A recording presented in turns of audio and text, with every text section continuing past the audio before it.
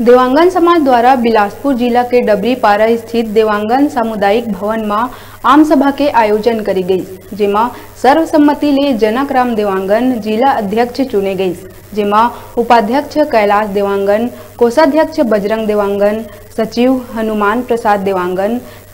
संयुक्त सचिव राधेश्याम देवांगन, कार्यकारिणी संतोष देवांगन, इंद्रमणि देवांगन, संरक्षक मेलौराम देवांगन, रामनाथ देवांगन, धनीराम देवांगन, भगवती प्रसाद देवांगन, विनोद देवांगन, ओम प्रकाश देवांगन, भोला प्रसाद देवांगन के रूप में चुने गई।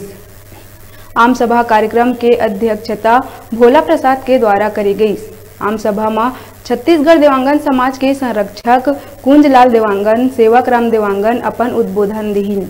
जेमा बिलासपुर जिला के ग्राम तखतपुर, गनियारी, लोफंदी, घुटकू, सेंद्री, रानीगांव, लखराम, अकलतरी, नवागांव और पांचल बिलासपुर के इकाई अध्यक्ष के संग भारी संख्या में देवांगन समाज के लोगन उपस्थित रहिन। ये कार्यक्रम ला सफल बनाए में डबरीपारा के परमेश्वरी समिति के युवा और महिला मन के विशेष योगदान रही।